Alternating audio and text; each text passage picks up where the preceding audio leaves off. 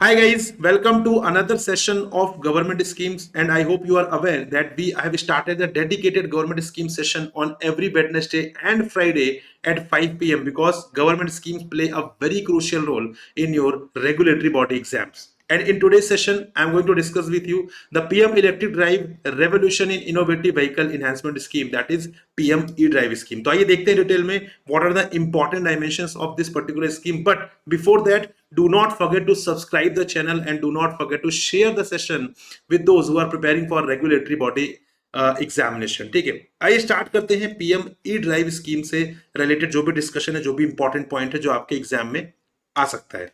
तो बात करते हैं पीएम ई ड्राइव स्कीम की, that is PM electric drive revolution in innovative vehicle enhancement scheme. Why are we discussing it? Because it was recently discussed in the parliament, तो important है आपके लिए.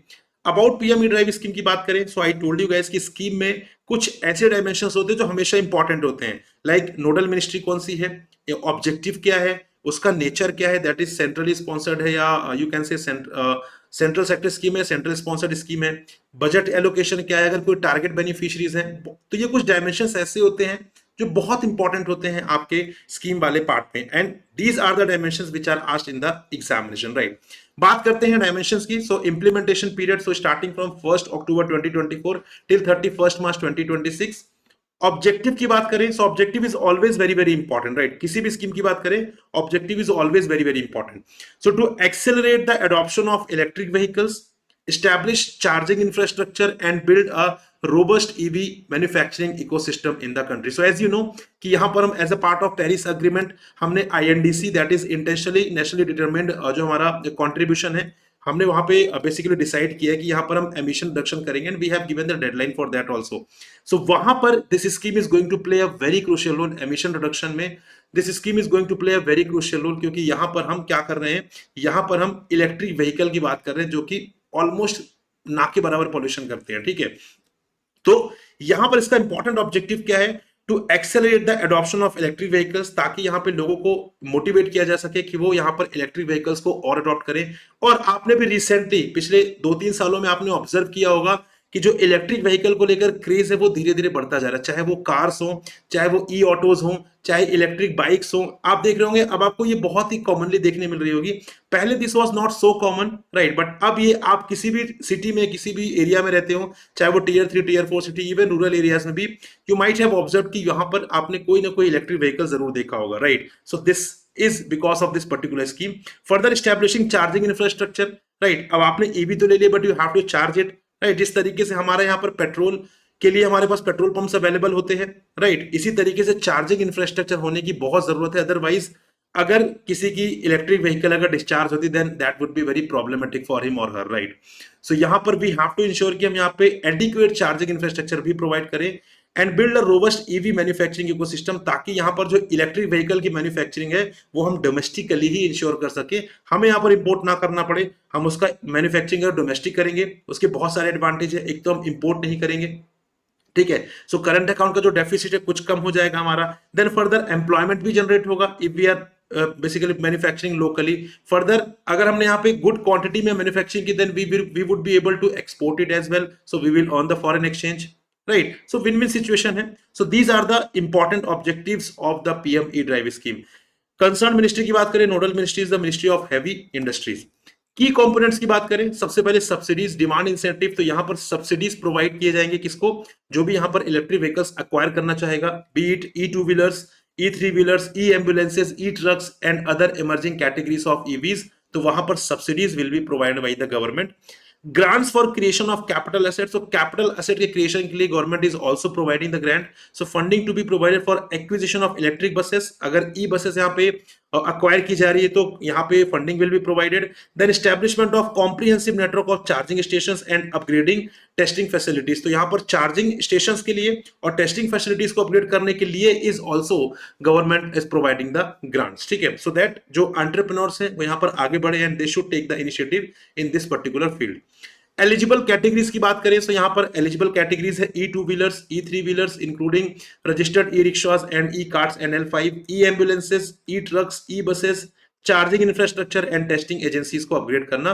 दे all are the eligible categories. मतलब इन सारी categories को यहाँ पर इस पर्टिकुलर स्कीम में एडवांटेज मिल सकता है और जो भी यहाँ पर बेनिफिट्स है वो मिल सकते हैं। ठीक है, की हाइलाइट्स की बात करें, so demand incentive to boost EV adoption, यहाँ पे डिमांड बेसिस पर subsidies is provided by the government itself, ताकि यहां पर जब भी आपको यहां पर सपोज बाइक खरीदनी है, ठीक है, that is EV bike you have to purchase, then in that case you can demand and subsidy will be provided by the government. Focus on affordable green public transport, mainly E two wheelers and E three wheelers. ठीक है जी। Further private and corporate E two wheelers also eligible, तो यहां पर जैसे for example आप देखिए ओला हो गया, रैपिडो हो गया, ठीक है, तो यहां पर इनकी जो बाइक्स होती हैं, है कि नहीं, तो दे आर ऑल्सो एलिजिबल। तो अगर यहाँ पे प्राइवेट और कॉर्पोरेट एंटिटी है जहां पर ई टू व्हीलर्स है, if they have to acquire, so यहां पर क्या होगा, they will also get benefited.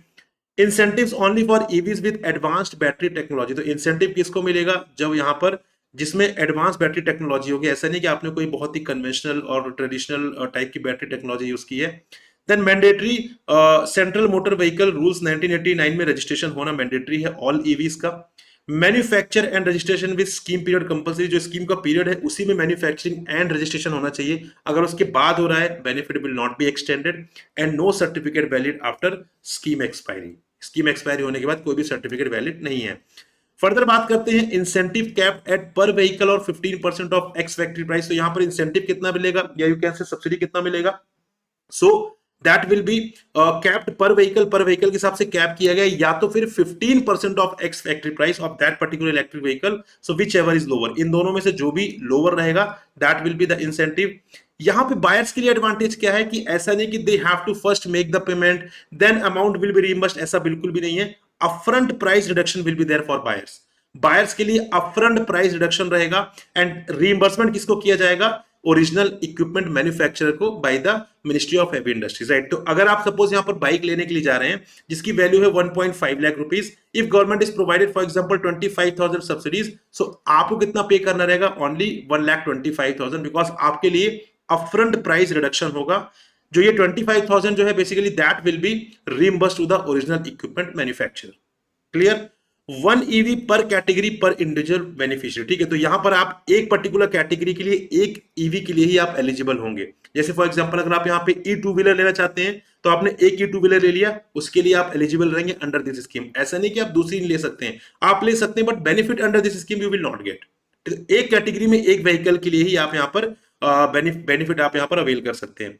E voucher system introduce by MHI for availing incentives, तो यहां पर ई वाउचर सिस्टम भी इंट्रोड्यूस किया गया है by ministry of heavy industries, ताकि यहां पर इसका मिसयूज ना हो सके, ठीक है, कहीं लूप होल्स का कोई अनड्यू एडवांटेज ना ले सके। तो यहां पर Aadhaar face authenticated E KYC E voucher generated on the portal at the time of purchase, जब भी परचेज होगा तो वहां पर Aadhaar face authenticated E KYC E voucher जो है जनरेट होगा, ठीक है, मतलब जो इंसान परचेज कर रहा है उसका यहां पर आधार से ऑथेंटिकेशन होगा।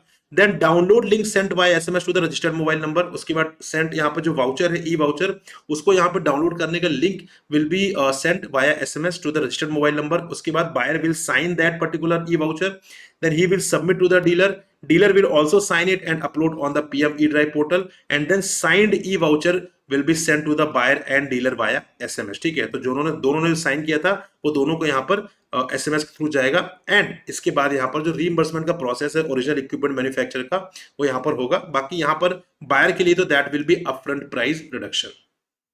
Clear? So guys, these all are the important dimensions of this particular scheme, and this scheme is very important again. आइए देखते हैं what kind of question can be framed here. So which of the following statements about the PM eDrive scheme are correct? Statements are: the scheme is effective from October 1st 2024 to March 31st 2026.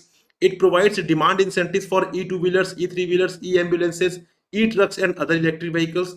Only electric vehicles registered under the Central Motor Vehicle Rules 1989 are eligible for incentives. Customers can avail the benefit under the scheme in the form of reimbursement of the incentive by using e-vouchers. So which of the following option is correct? First, second and fourth only, second, third and fourth only, first, third and fourth only, first and second, or first, second and third only. So read the question carefully guys, and do let me know according to you what is going to be the right statement here. So right answer will be option number E, that is first, second and third. So first, second and third statements are correct. Statement number fourth is not correct, right? Read it. Customer can avail the benefit under the scheme in the form of reimbursement. No, customer के लिए तो upfront price reduction है, reimbursement इसको मिल रहा है original equipment manufacture OEM को, right? So that is why this is incorrect here. Got it? And hence option number E is the right answer. So this is, guys, with respect to this scheme. If you want the PDF of this session, you have to join my Telegram group. The link is given in the description. But if you are preparing for RBI Grade B examination, so be informed, guys, we have launched the booster course already on 3rd of April, and classes are about to begin from 13th of April. 13th of April से classes start हो रही हैं. So 12th of July को यहाँ पर syllabus will be completed. तो dedicated way में 90 days में syllabus will be completed and we are focusing कि नोटिफिकेशन से पहले आपका जो सिलेबस है पूरा कंप्लीट होना चाहिए, चाहे वो फेज 1 हो या फेज 2 हो. एंड उसके बाद बेसिकली यहाँ पर व्हाट विल हैपन कि उसके बाद यहाँ पे जो नोटिफिकेशन के बाद का टाइम पीरियड रहेगा 1.5 month का, और यू कैन से 2 months का, that you can fully utilize for the revision and the practice purpose. So along with live classes, recorded classes, notes, full length mocks, something you will get like descriptive answer writing, weekly progress update, special PIB and financial current affairs, dedicated doubt solving, interview guidance plan and personalized mentorship sessions. ये सारी चीजें आपको यहाँ पर मिलने वाली. लेकिन इससे भी ज्यादा सबसे इंपॉर्टेंट चीज जो मिलेगी, that will be you will be having an access of exclusive session with ex-CGM RBI, that is Shri OP Agrawal sir. He is having 35 plus years of experience working with RBI. So इनसे बेहतर I don't think कि कोई आपको guide कर सकता है. So yes, you will be having an access of this exclusive session with the OP Agarwal sir, right? And here is the schedule. You can see कि यहाँ पे we are starting from 13th of April और यहाँ पे 12th of July को यहाँ पर हम एंड कर रहे हैं. So this is the start date, this is the end date, right? So 90 days का प्लान है. The link is given in the description. जाइए लिंक पर क्लिक करिए, you will get all the details and after that you feel that yes, this course is going to help you, then enroll it. लेकिन अगर आप RBI के साथ other regulatory body exams की preparation भी कर रहे हैं like SEBI, NABARD, PFRDA, SIDBI, IFSC, RDI, then go for the super pack. उसके लिए आप सुपर पैक पर जाइए बिकॉज यहां पे you will be having the access of 8+ courses for different regulatory body exams along with RBI also, right? तो यहाँ पे आपको आरबीआई कोर्स से एक्सेस तो मिलेगा ही. एंड अभी रिसेंटली हमने नबार्ड का फाउंडेशन कोर्स, सेबी का फाउंडेशन कोर्स भी लॉन्च कर दिया है, उसका भी एक्सेस आपको यहाँ पर मिलेगा, राइट? इसका भी लिंक यहाँ पे सेपरेटली मेंशन्ड है that you can click on. So चाहे आप आरबीआई की प्रिपरेशन सिर्फ कर रहे हो तो आप आरबीआई कोर्स लेना चाहें या फिर आप सुपर पैक लेना चाहें, गाइस एक चीज कॉमन है, आपको अगर मैक्सिमम डिस्काउंट चाहिए तो you need to use the code Prakash. ठीक है, इसके लिए इस कोड को आप अप्लाई करेंगे, पेमेंट वाले सेक्शन में जाकर अप्लाई कूपन का ऑप्शन है, वहां पर आप जाके अप्लाई करेंगे, you will get the maximum discount. And do not forget to join my Telegram group. यहाँ पर बहुत सारी चीजें होती हैं, मैं आपको रेगुलर अपडेट्स देता हूँ. पीडीएफ तो आपको मैं प्रोवाइड करता ही हूँ पीआईबी करंट अफेयर्स और गवर्नमेंट स्कीम सेशंस की.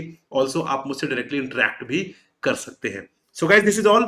Thank you very much for watching and listening. This is all with respect to this session. We'll meet in another session. Till then, goodbye, happy learning, take care, and Jai Hind, guys.